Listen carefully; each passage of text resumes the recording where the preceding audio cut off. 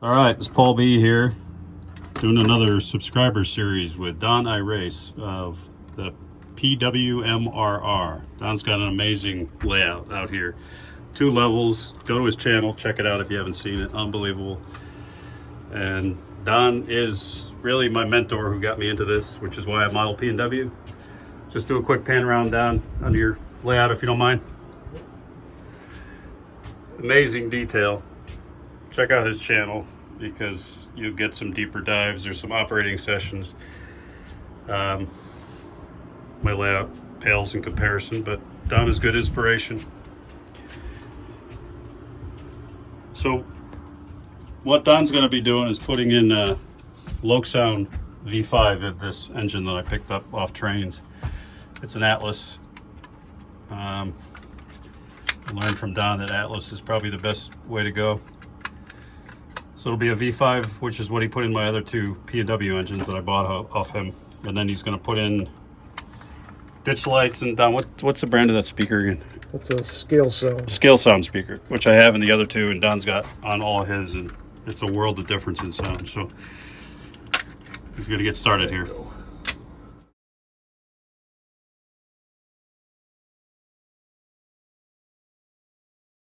So, explain what you're doing there, Don? So what I'm doing is I'm getting ready to mill out this weight to put this speaker in there.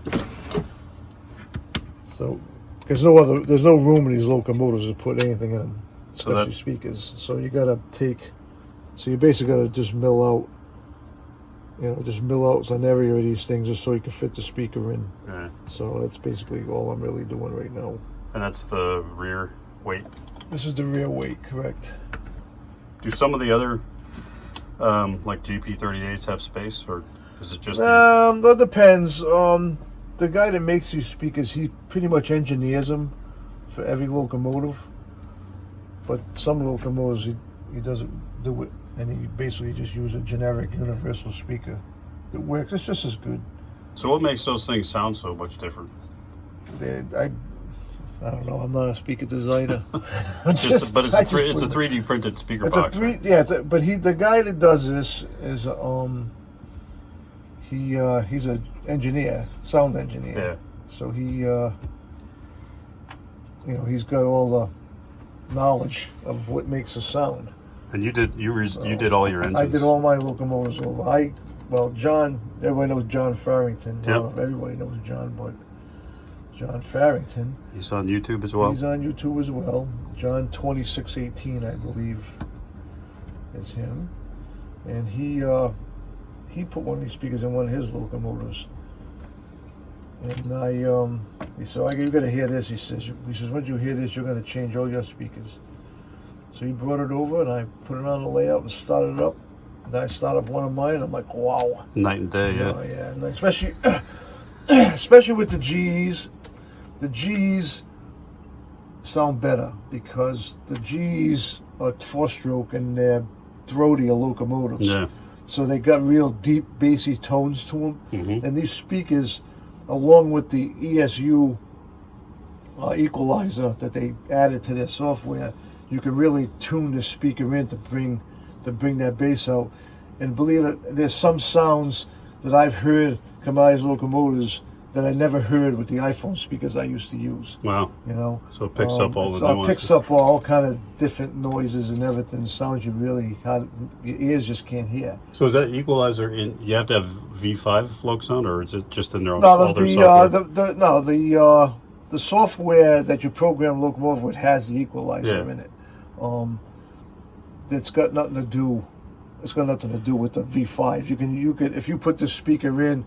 I don't know I don't know. Some I don't even know because I don't have any selects, so I don't even know if you can do it. But I think you can. But the V5. So what do you gain with the V5? I mean, obviously there's a lot of functionality. A lot. It's way more capacitors. Way more better than the old selects were. I mean, the selects were good in their time, but now the V5s, you get all the braking and all the different sounds and the flange squeal, and they just. The Select was a good decoder and it worked well, and running wise they pretty much the same as far as I'm concerned. I really haven't found any difference the way it controls the locomotive. But the sounds is the big thing. Yeah. And you know, just some added functions and all that stuff. So.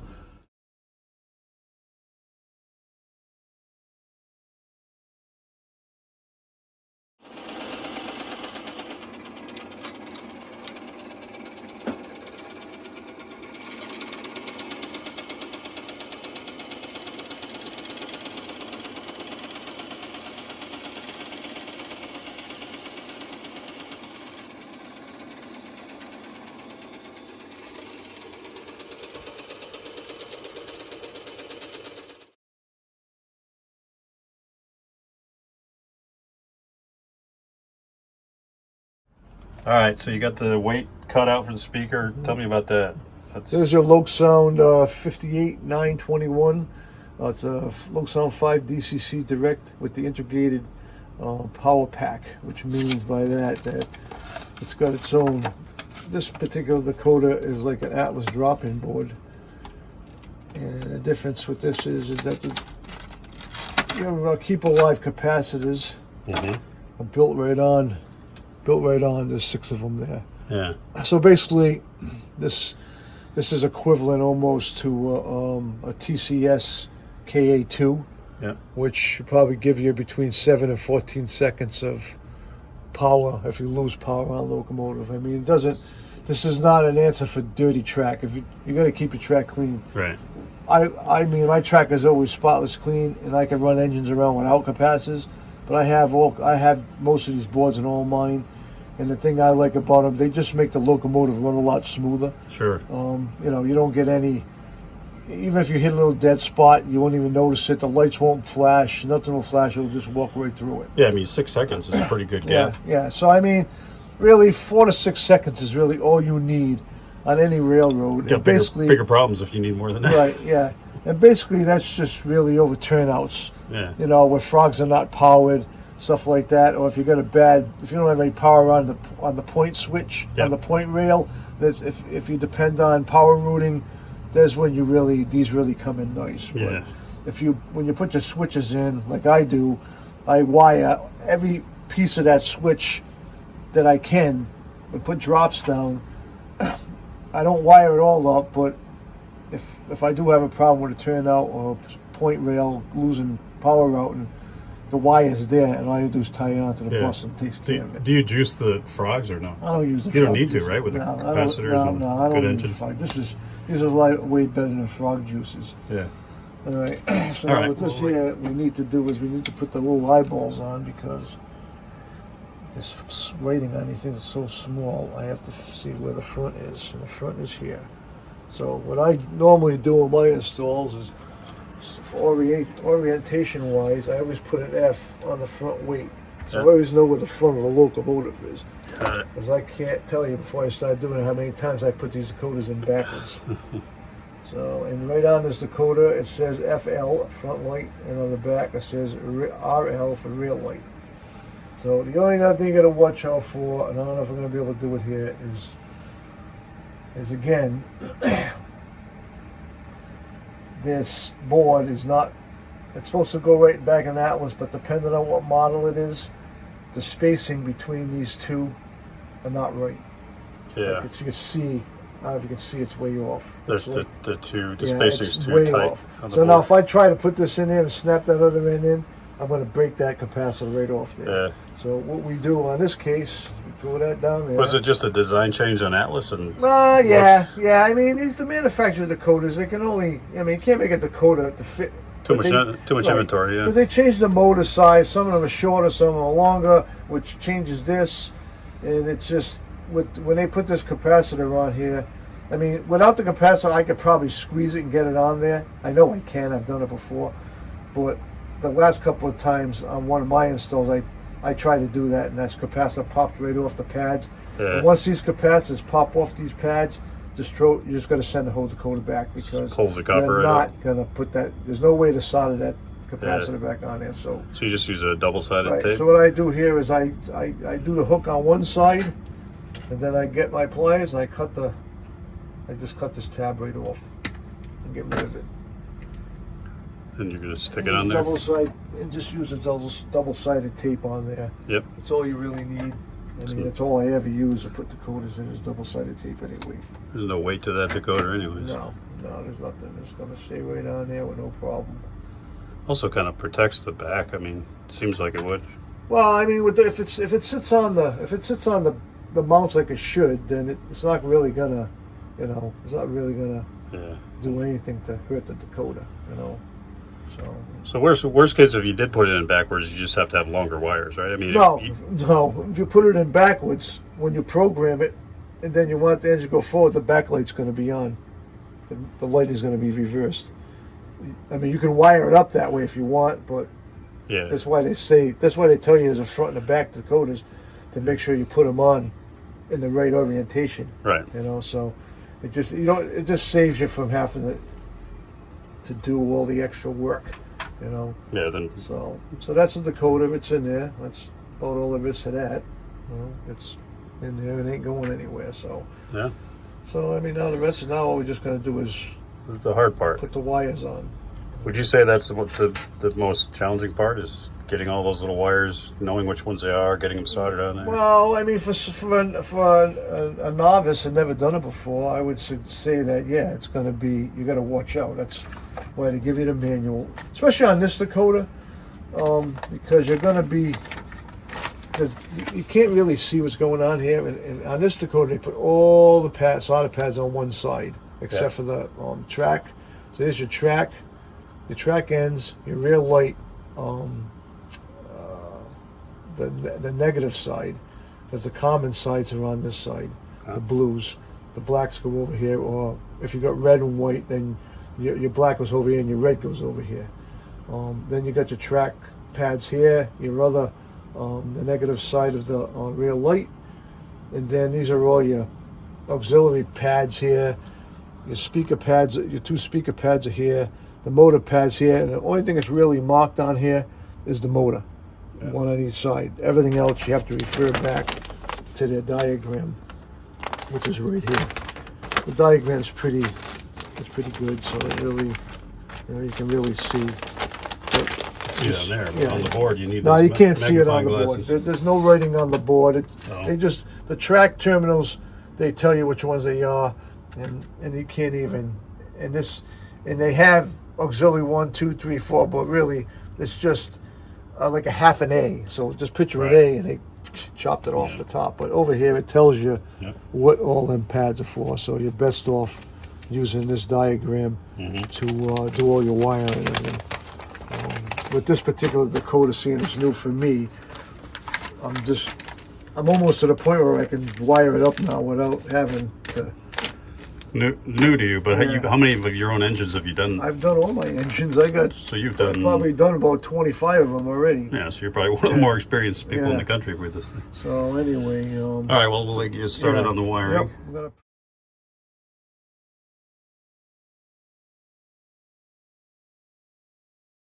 All right, so now we're soldering. All right, so the first thing I do is I put flux on all my wires. Yep. Pre-tin everything. And what is it? I don't want to distract you, Don. What's the temperature? The temperature is, I run my gun around my iron like 650 degrees. So anytime you're dealing with circuit boards? Yeah.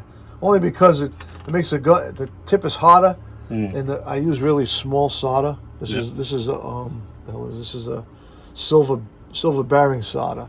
It melts really nice at that temperature, so you just touch it. And the nice thing about that is when you go and touch it on Decoder, it's just boom, you're done. You don't. The last thing you want to do is hold the solder on the pad to heat it up, because you'll end up just burning everything up. So is it rosin core, or you're putting flux? No, it's not rosin core. I don't put flux on a Decoder because it doesn't need it. But you put paste on the wires. Paste on the wires. So I just pre-tin on the pads. Give a little clump of solder there, so I have a place for the solder to hold on to.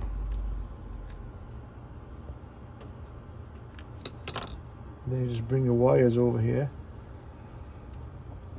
I can see why you have the magnifying glasses on. Where's my tweezer?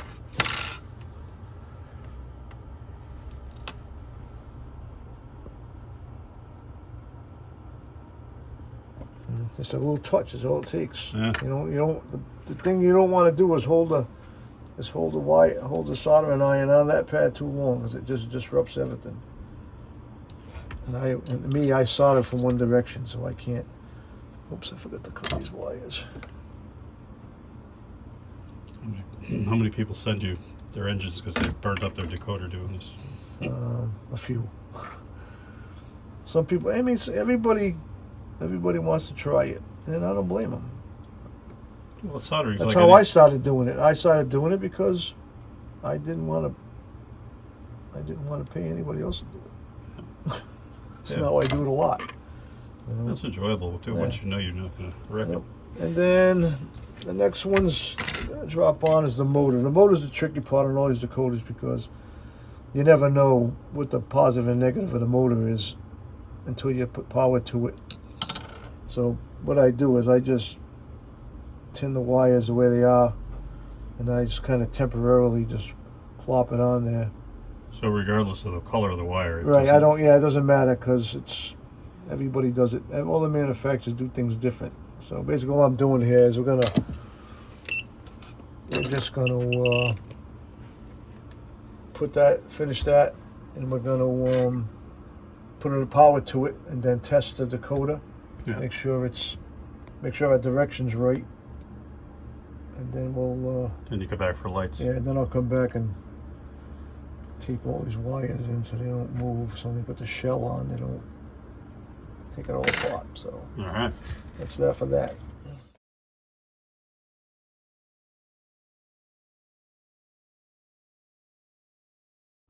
I don't have the speaker hooked up on right now. I'm just looking for direction. So we go forward. Then we go forward. See, that's a 50-50 shot. You get it. Sometimes you get it right. Sometimes you don't get it right. It's all depends on how your luck is. But even that, I even like the way it's. Really don't need much of a motor tune either because it's. A nice run to it, yeah, it's pretty much nice and smooth as right out of the box. I got lucky on that find. Yeah, these Atlas decoders are really nice. They're nice. We'll motor tune it at the end anyway, but so we can. So now you can proceed. So now we'll just take these wires back and clean them all up. I gotta cut them and everything, so.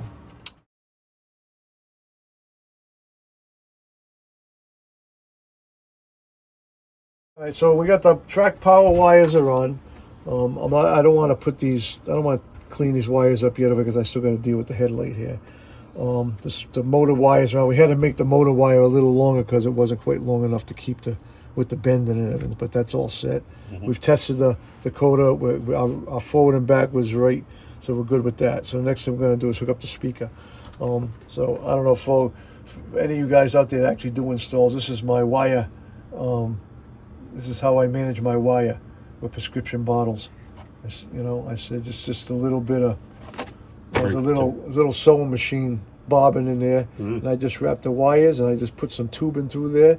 I says, and it makes it nice and easy just to pull the wire out. I said, that's great. This is just a priority small flat rate mailbox I made holes in. Yeah. And because before, all my wire was flopping all over the drawer. So I said, I got to do something else. So this is what I did, and it works perfect. I did a little video on my channel about this too. Oh, that's a great idea. Yeah, anyway, so. Given the price of prescription drugs, you might as well repurpose the bottles. That's it. I like that bobbin idea. That's good. Yeah, I got them off of Amazon. So it's just a piece of styrene. Yeah, it's just a piece of styrene. I think it was about 3/32 or something like that. It's just a tube. I mean, the bobbin hole's a lot bigger. You can go with a bigger tube, but I had that, so that's what I used. Yeah. No fancy. It's gonna be, but I had to put the paper towels in there as a brake, because if you try to pull it out with it, it'll unspool. So the paper towel binds up the bobbin, so when you pull it out, it doesn't pull it off the wire. That's clever. Let me take a look at that. I didn't notice it. Oh yeah, it's got a little break in there. Yeah, it beats having a nest hair of wires. I have to tin my speaker wires. You got to be really fast when you're doing this on these speakers too, because the bot that holds the tab down, it heats up too fast, and it'll pop right off the speaker. I mean, it doesn't ruin the speaker, but the part that holds it down doesn't hold it down anymore. So you got to be really fast at it. Yeah, that is quick. You know. And the same temperature setting for Yep, everything else. I yeah. use the same temperature setting for everything. Now, what gauge wire do you use? This is ESU. I only use the ESU wire.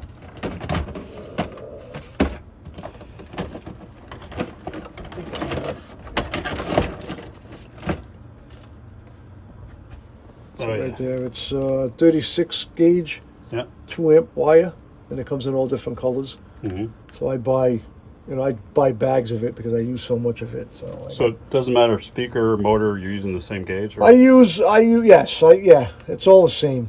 It's all the same. Just different colors. Yeah, just different colors. I like to use the colors because a different color for a different thing. Yep. Like, like I use the purple. The purple is usually one of the lighting functions too, but on the ESU decoders they use brown, but I use purple. I mean, half the time we don't use the purple and the green anyway, so all the brown. So Yeah.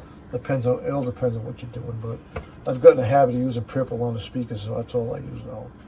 So now speakers are purple Yep. in my world. Well, it helps when you have to get back in there. You know what's Yeah. what. Yep. So a little flux on the. I mixed my flux pot. Oh, god dang it! Come on. Anything special about that flux? Is it electronic? It's electronics flux. Yeah. Yeah. You shouldn't use plumbing flux. Plumbing flux and electronics flux is two different things.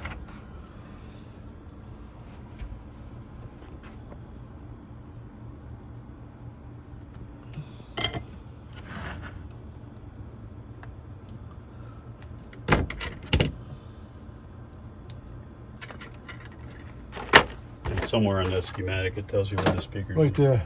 Loudspeaker 1, loudspeaker 2. For some Got it. reason I don't know what the ESU, they don't have positive and negative. So I'm assuming that the 1 is the positive and 2 is a negative.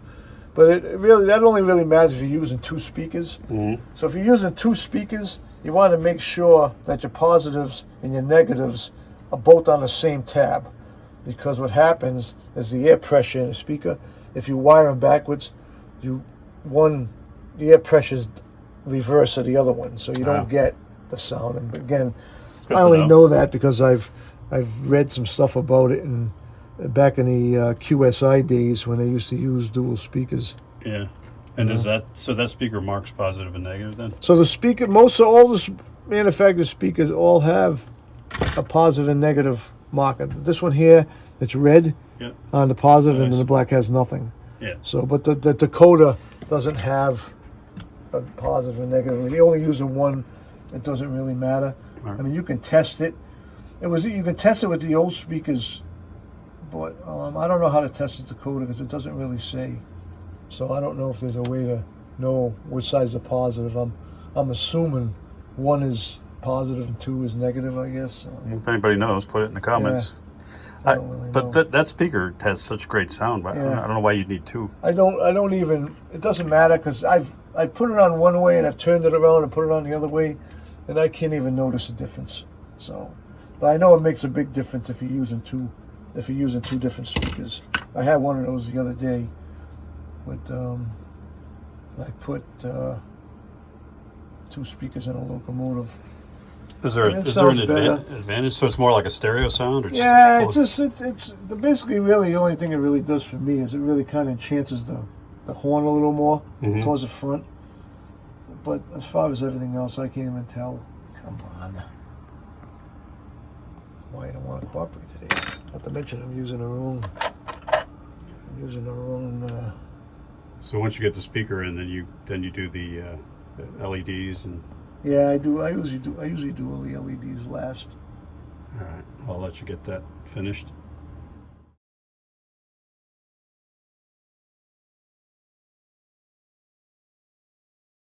That's a speaker test. Speaker test. But it's going to sound weird because it's a generic sound file. So. Yeah.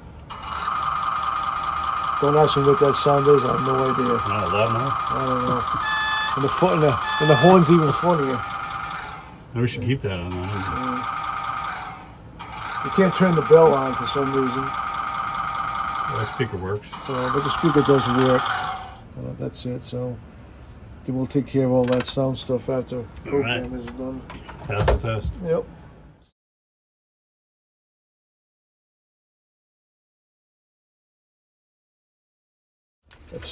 So they call this stuff, well, this is not the bag it goes in, but that's what I put in to keep the air off it. So it's made by Elmer's. It's just, they call it, it's like a stickum. It's like really, you can, It's tacky. it's just tacky. Yeah. You can roll up to a ball. It's nice. It's nice like for painting a pot. You just stick it on something. Mm-hmm. Well, actually I got one right here. See that pot? Oh yeah. So I painted that pot. You just put it, just holds it on Sticks there. it on there. So you can paint it, and it doesn't leave a residue or nothing like that. So that's how you're putting the LEDs down. I put that underneath the LEDs on this type of install here. It's just to hold them in there because with the tape, they'll wiggle around in there. I want them to stay there because I want to keep them up as front, closer to the lens as you can get them. You know. And then you use black tape. Then I use black tape to cover over the top of them. I take the clear tape off because it keeps the light from keeps escaping. the light from escaping into the body of the car, so you see light. It's a good trick. We don't like to see light. We want to hide the light, especially when you're near a cab. Yeah. There's a cab here, and that light will show up in there. So that kind of hides all that out of there. Nice. So now I just got to wire those to the board. Well, I still got I can't do nothing with these yet because I still got to deal with the ditch lights yet. Ah, that's right. So that's going to be a process itself. Okay. So on the board, on the schematic, the lights go into one of the. Right. So on the rear light, that's your negative side. Yeah. And then your positive common side will be here. Yep. The U plus. The 1.5 is for if you're using regular light bulbs, like most of the Athearn engines have. If you're doing an Athearn engine with and keeping all the weeded grain bulbs that come in them, you'd have to put them on the 1.5s instead of the common because they won't work. So these boards of resistors are already built them on there for the LEDs. Yep. So you don't have to worry about adding resistors to this board. That's nice. They're not like all the other boards, the regular LokSound 5 21 pin stuff. If you're adding LEDs or anything, you're going to add resistors to the LEDs because that board doesn't have resistors. Yeah, that's a pain. You got to get the right resistance and all that. That's why I like to use. I like to use this board. If they don't want capacitors, then we use the LokSound Select LokSound V5 Direct Decoder, Direct Micro. It's the same board. It's pretty much the same length. It doesn't have all the resistors, all the capacitors on it. And it's the same decoder, except this. Well, it's not the same decoder. It's the same size decoder, but the LokSound 5 Micro has the Nex 18 plug, where this board has a nano plug. So the nano plug, for all you viewers out there. Oops, this got a black tape. So that's the Nex 18 plugged, and then that's the E24 is the nano plug. Okay. So this decoder on this board plugs onto that one, and the direct micro V5 direct micros plug into that board. Okay. I found this out the hard way because I bought one of these to do a job on one of my locomotives, and all I was gonna do is change the board and put one of the other decoders from my old unit in there, and then I took it out and I didn't even notice it. I tried to plug it. I'm like, why ain't this thing plugging in? I took it and looked at it, and I looked at it. I'm like, oh, it's two different plugs. Different plug, yeah. So that's the day I learned that it's not the same plug. Yep. And then the other thing I do is I had this decoder tester doesn't have the new nano plug, so I had to buy a whole nother tester just to have the nano plug. So it's. And they're both ESU. They're both, yeah. This one here don't seem to work too good with the V5s for some reason. I don't know, we're not trouble with it. That's why I just bought a new one. I do so many of them. For me, it's worth it just to have. So is that nano plug new? Something new for the ESU? nano plug is new for this board. Yeah. They don't use a nano plug on anything but this particular decoder right now. Whether they're going to change over, to that for the direct micros, I don't know. Seems like it. I mean, this is their most current board, right? The V5 is the most current. Right. Yeah. But because they put the capacitors on here, it's a whole new design. Oh yeah. Because they can't, because the pads are not working. Usually the headlight pads are on the front of the board. I don't even have one to show you. So they need more space because yeah, of capacitors. yeah. I mean, you can. I mean, this is. So basically, this is a soundtrack decoder, but basically, it's it's. So they had to shrink. This was the size of the old Select, Yep. the old V5 direct micro decoder that pops in. But because they had to shrink everything down with these capacitors, they changed the board size to add. So the capacitors end to end are the same size as the old Atlas style boards. Yeah. Or the V5 or the V5 direct micro board. So when they condensed all this, they had to really condense. I mean, even the decoder is smaller than the Selects used to be. Yeah, and they're decent sized capacitors because I've seen some other Oh no, that works good. smaller capacitors that Yep. only give you about a second. I can put mine on and I can power it up, and I can pick it up off the layout and carry it over to the workbench, and it'll still be running. So runs. I've actually put it on the bench and then watch it crawl across the pad. But like you said, that's not an excuse to not clean Right, your that's not an tracks. excuse to clean the track. We're not making any excuses up here to have dirty track. It just enhances the locomotive. It doesn't, it's not recommended that you don't clean your track. It's just a good backup. Yeah, so we're just gonna solder these wires on them pads now and try to get them all prepped up. All right.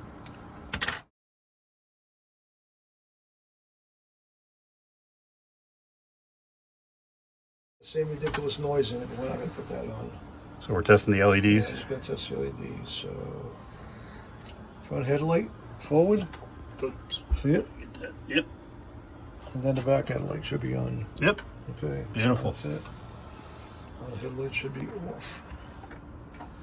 All right, so we're gonna back up over here a little bit. Get some of this stuff out of actually. We don't get this wire anymore.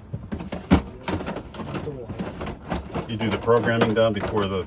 I'm gonna do the programming now while I'm working on the ditch lights because the ditch lights are already put together.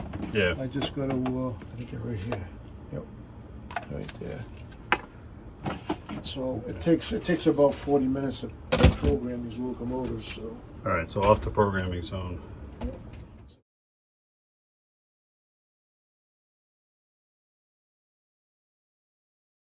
So now we're going to program, right, Don? okay, yeah. So now we're gonna set up the programmer. We got So you got a program track. got a program track down here, connect up to the computer in my programming box with all my programmers in it.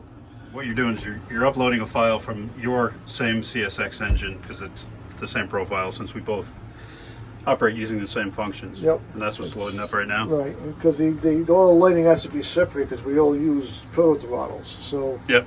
with the proto throttles, there's a knob just for the front headlights and a knob for the rear headlights. So you have to split those functions up.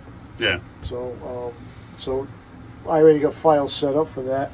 So seeing it's the same exact locomotive with the same prime mover, all the same lighting, I'm just going to copy my file into your locomotive, and then what we did, I've already changed the address. So once it's done, then it's exactly what I have. All the same sounds. All the same sounds. So mine is everything. 3289. 3289. I'll take a look at yours over here.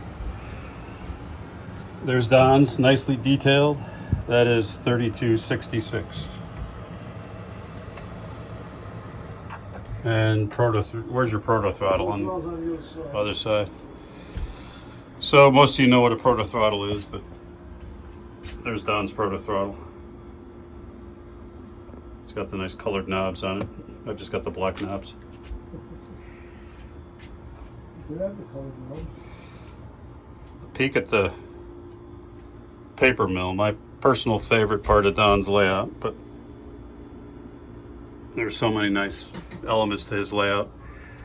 It's hard to choose a favorite. This is a new one he just put up here, which is a transload siding.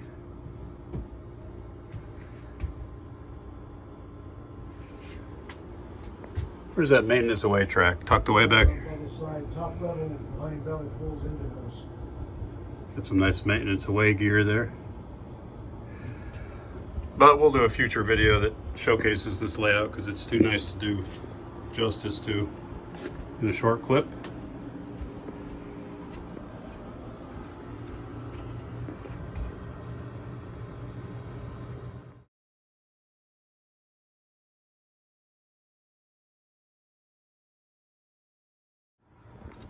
So basically you're marking the frame for putting in ditch lights. Yep. I'm just trying to space them out so it kind of looks even. And you're looking at prototypes to see placement. So it's So as Don gets closer to getting those things installed, we'll take a look at what he's doing.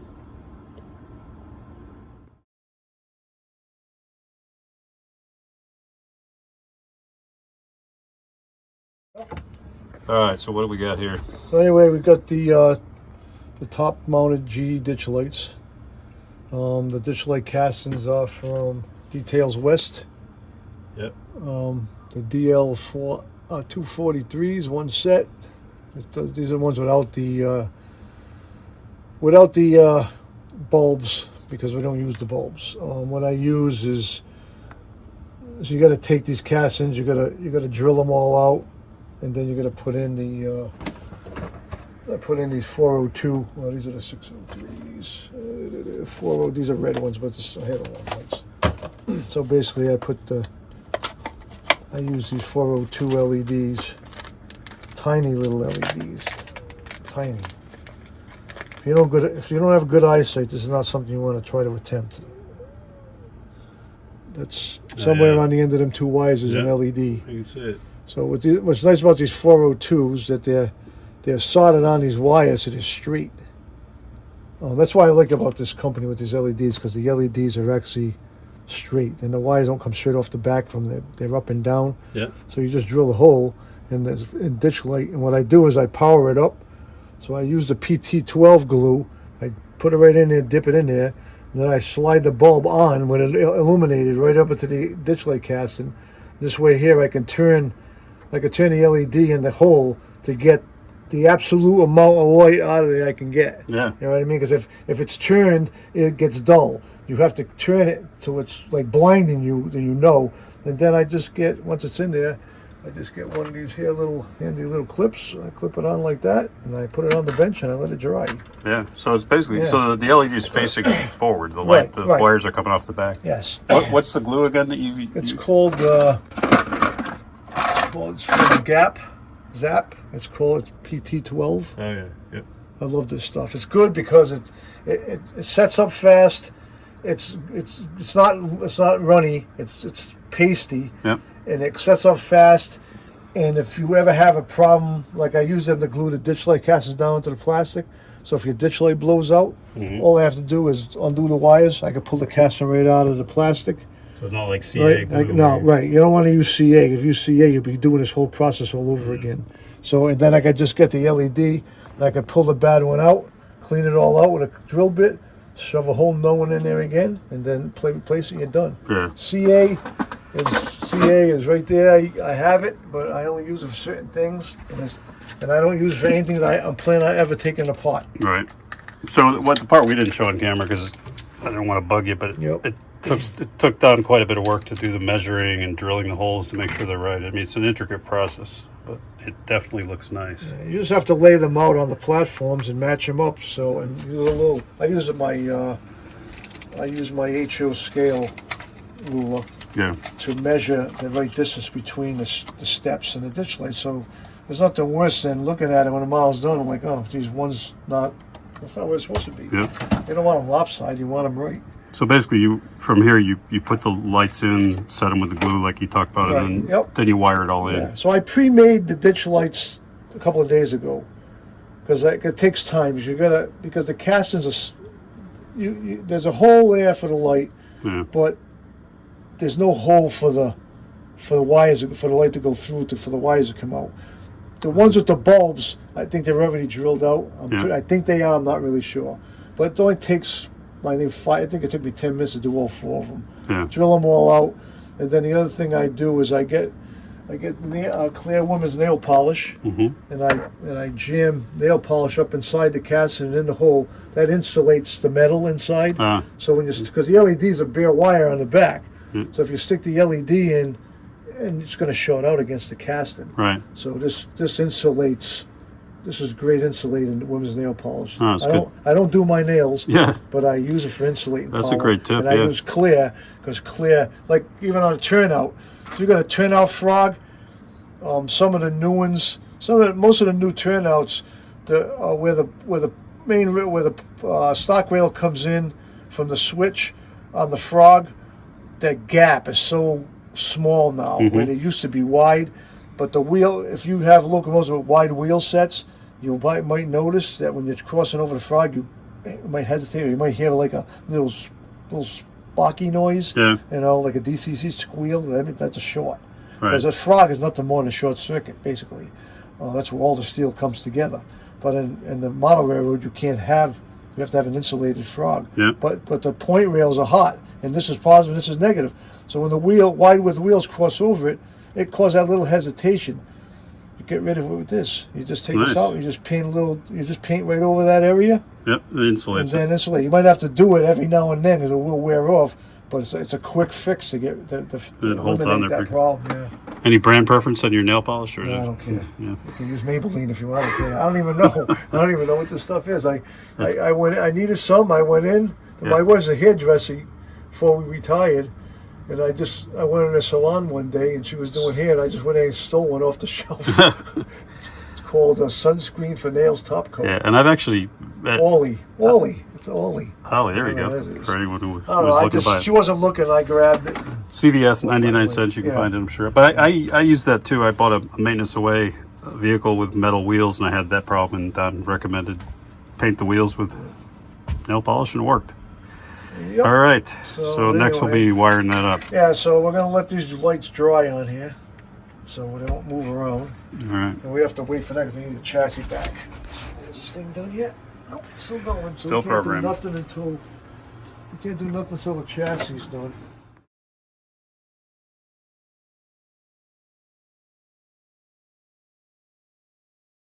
All right. So it loaded up the Right, files. so it's all loaded up. We'll put it back on the bench. So we're gonna go to the cab, the cab control part. Start it up, and then we're gonna hit F8. There's that familiar sound. Get closer to hear it.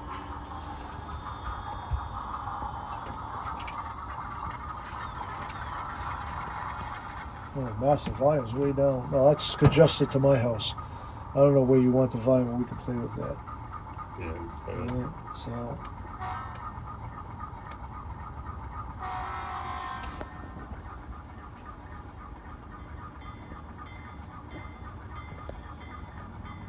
Front headlight. Rear headlight. Those won't work. It's working.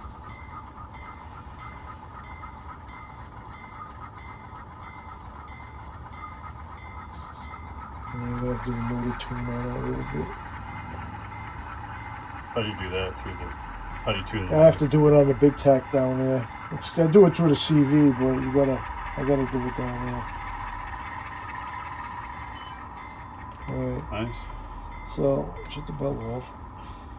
I'll turn the volume up a little bit so you can hear it. So this is where the bass comes in.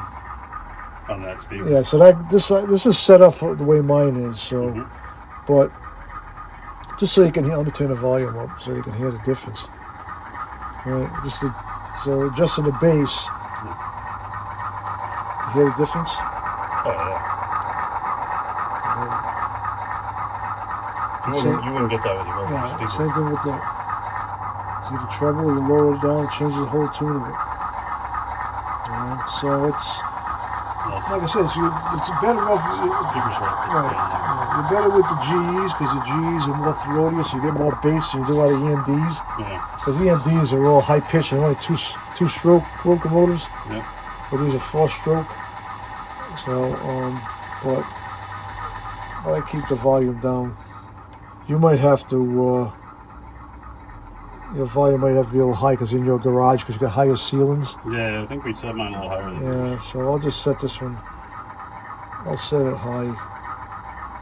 I might have to bring the computer over once you're over there, and Yeah, I'll bring it over Monday night, and we'll fine tune it. adjust it up. But we'll just leave it like that. We'll leave it the way it is for now. All right, it works. Yep. So yeah. So then it's just a matter of ditch lights. Yep. We'll get the chassis, the walk rail back on there, and we'll get the ditch lights hooked up. And then we'll do a motor test.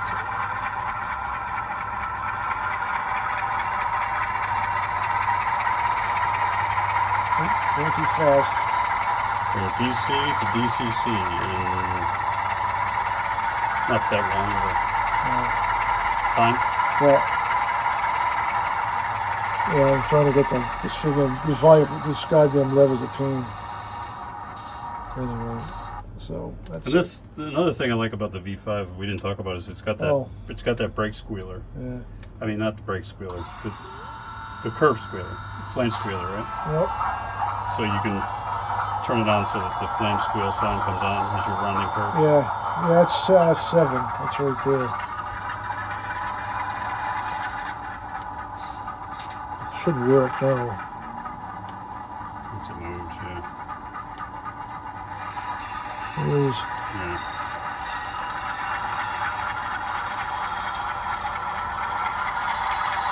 It's good. If you're working the yard and you're going through turnouts or curves.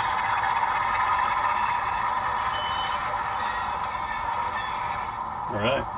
Make it look easy. Then the best part of this should be this. Right? Still running. Stay alive. So what, like 6 seconds? Still running. Yeah, about 6, 7, 8 seconds. And that's probably not even fully charged yet because it takes a while. It takes a while for them to charge up. Juice up the capacitors. Yep. All right. Well, off. But now, I mean, just picking it off and showing it to the camera. If that doesn't work on your layout, you really need to clean it. You got a bigger problem. Yeah.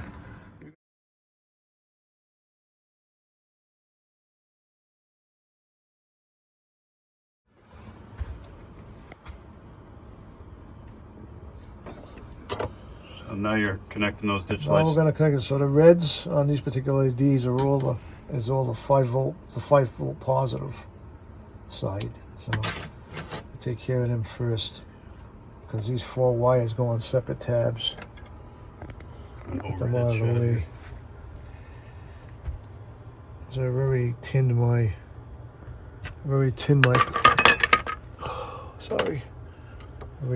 pad here for this.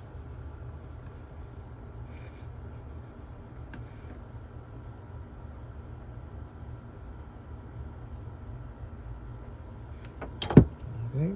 So you just hold the wires down with the tweezers. Hold the wires down, yeah. Because if not, you put your fingers too close, you'll be burning your fingers. You don't want to do that. Okay, so that takes care of them. Then these guys, the front 2. So basically on this Decoder, this is the track connection. Then this is auxiliary 1, and it goes right down the line. 1, 2, 3. Oops. 1, 2, 3, 4, 5, 6, 7, and 8. Just like it says on the instructions over here. What you got memorized. Right there. So yeah, the first one, these are all auxiliaries. Yeah. And it starts at 1 to your left, and then it's just like reading. It goes up to 8. So we're using aux 1, 2, and we're using aux 3. Hold on a minute. I gotta go look at the Pencil program. Decoder. Make sure we're doing here. Function mapping. Pretty sure it's 1, 2, 3, and 4. So the ditch light, front ditch lights are 1 and 2, and the rear ditch lights are.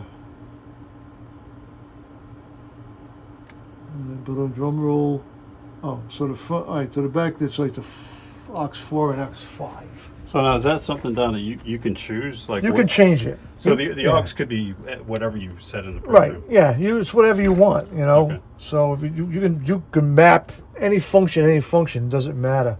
Lighting. So it's not like the decoder has No. a ditch light. Nope. It's not. Contact. No, it's not fixed. You can do whatever you want.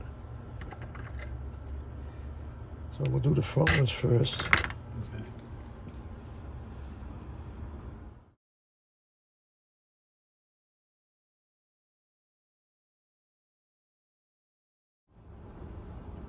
Did I unplug something? Oh, that's good. I gotta hit the button. You know what? When I first looked at it, the button was highlighted, and I must have turned it off. It's working now.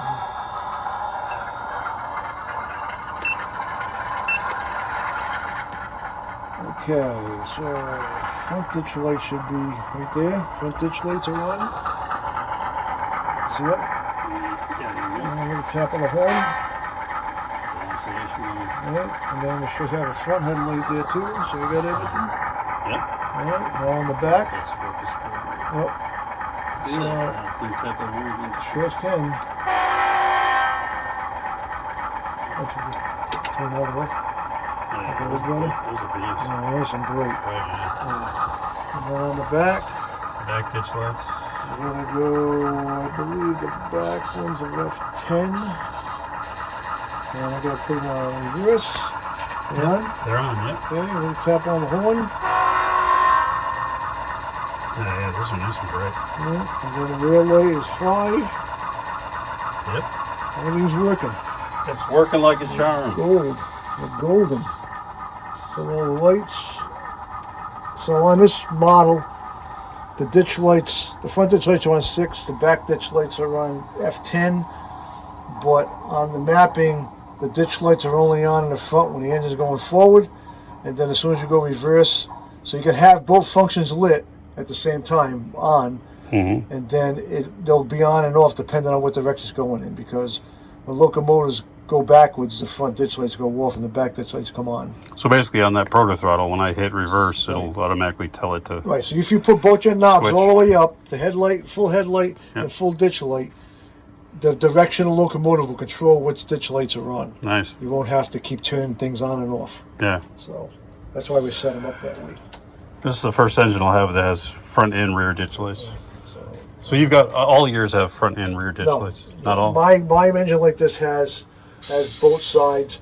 One of my GP38s has ditch lights on both ends because it's a single locomotive that goes out and switching in PR2. Yeah. So I have them. But all my other locomotives are all consistent with another locomotive. So to put ditch lights on the back of those is a waste because they're not going to use them. Yeah. On my layout where I'm going back and forth shunting, it Right. makes sense. Yeah, so I mean, you really only need rear ditch lights. You can put them on if you want, but to go through all this work to put them on and never use them, it's just, to me, it's senseless. Yeah. So, all right, so we're gonna, before we put the cover on, we're gonna move from here. Yep. We're gonna do the motor tune. Okay.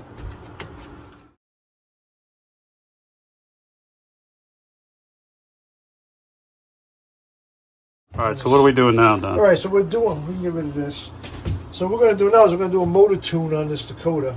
So what that does, that it kind of changes the frequency of the motor, and it'll tune the Decoder will tune itself to the motor. It takes care of the back EMF and all that stuff. So if you tap on your throttle and it doesn't start off really smooth like you like it, especially if you've got a quality locomotive and a quality motor like this, when you get to that first speed step, it should just start drifting right along. But there shouldn't be no hesitation. So what we're going to try to do is we get that hesitation out of it by doing this motor tune. Yep. Sometimes we got to do it once. Sometimes we might have to do it 2 times. Sometimes we got to do it 3 times. But eventually, it'll keep changing. And if you go to CV and look, you'll notice that every time you do it, it changes the frequency of the motor just a little bit in the CV. So normally when you take an engine out of the box, you have to do this. I mean, Well, or do you sometimes? Not sometimes. Sometimes you do. Sometimes you actually don't. So anyway, so you put on the power cab, what I use, you just select the locomotive 3289, and then you go program on the main. Yes, then you go to 2, then you go to CV54, and then you hit 0, and that kills it. And then you get out of it, and then you hit the horn bell button, and it takes right off. Okay, so we'll see. I'll shut the bell off, and then we'll try to operate it and see We'll go backwards and we'll see. So when it took off like that, it's communicating with the and decoder. The decoder's tuning the motor, so that's 2. So normally these decoders start on speed step 3. See, I see it crawling. See it crawling? Yep. See, that's what you want. You want It's it to just crawl. It's a little bit hesitant, but we'll try to work it out of there. But that's really good. And we're at 128 speed steps, so it's, it's a good crawl. And we'll try to. I'm gonna do it one more time to see. So I'm gonna shut it down. I'm gonna go do it again. Put him on the main. 2 CV54. Enter. 0. Enter. I'm gonna get out of there. I'm gonna hit 1.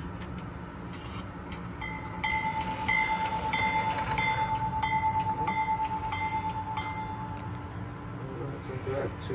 It's like Mr. Rogers' trolley. Yeah.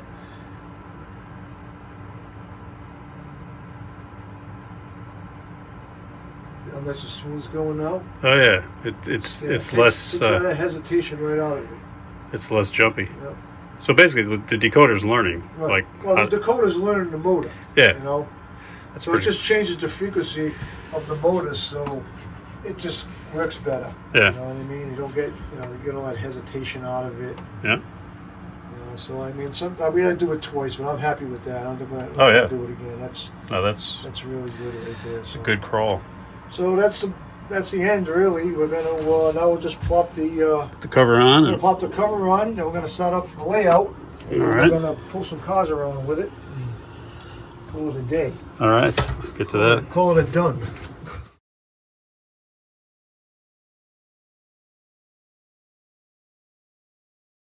See how much louder it is with the cover on? Oh yeah, it amplifies it.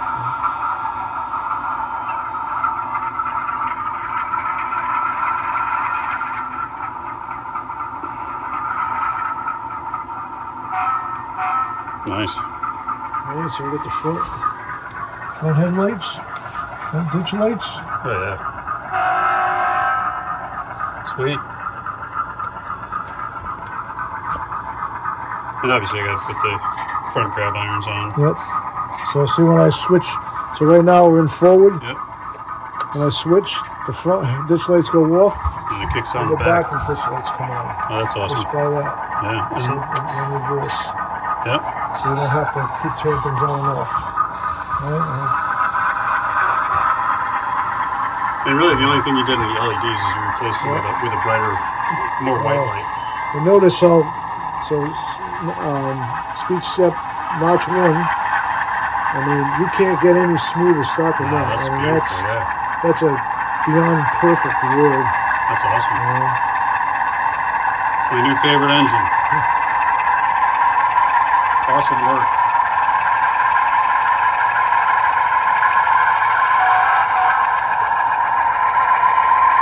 I'll take it.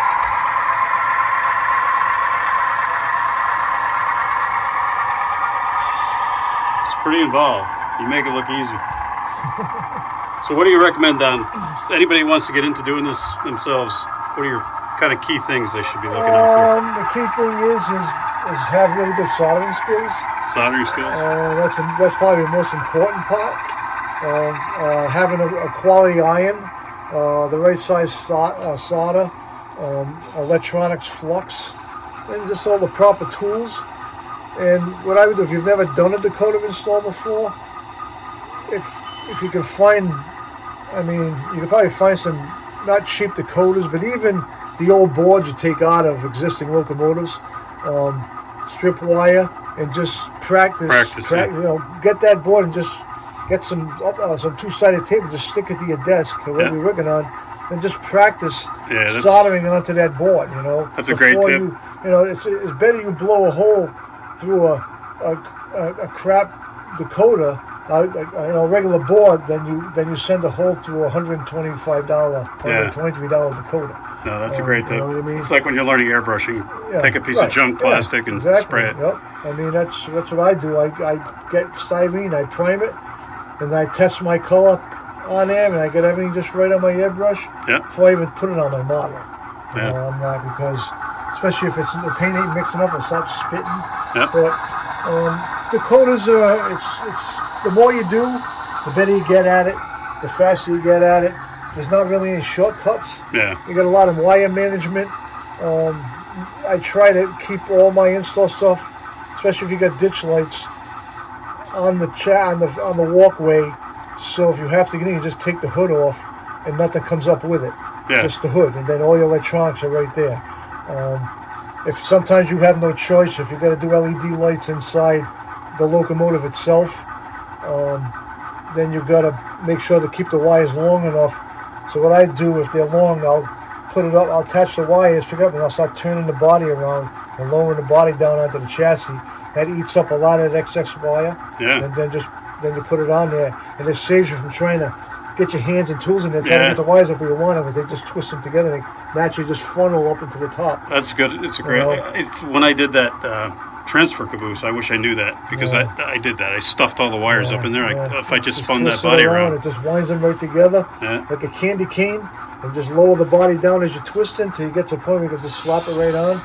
And then just remember, when you take the body off, that you gotta be You gotta careful unwind it, yeah. and unwind it off, and just lay the body off to the side. Then you can service whatever you're gonna service. Yeah. Awesome you know? tip. All right. But like I said, it's it's just practice on some stuff you don't care about. So if you ruin it, you Kind don't care. of like anything in this hobby, Yeah. as you kind of move up Right. the skill scale, Yeah. there's a lot of Quality, practice. quality iron, at least 600 degrees or better Yep. on the temperature, and not plumber's solder, not that 60-60 stuff. Yep. Get regular electronic solder. And don't small don't stuff. dwell on the board with the soldering Right, iron. and don't break out your 500-watt well iron. It won't end well. Yeah. So. Well, I anyway. appreciate you doing this, Don. This is the viewers are going to find this extremely helpful, and I'm going to enjoy that engine for sure. And you'll be over operating it, I'm sure. What to do? Yeah, Monday night we'll get it going. And at some point it'll look like the sister unit with that beautiful weathering. So thanings, Don. Appreciate All right, it. see you later, Paul. No problem.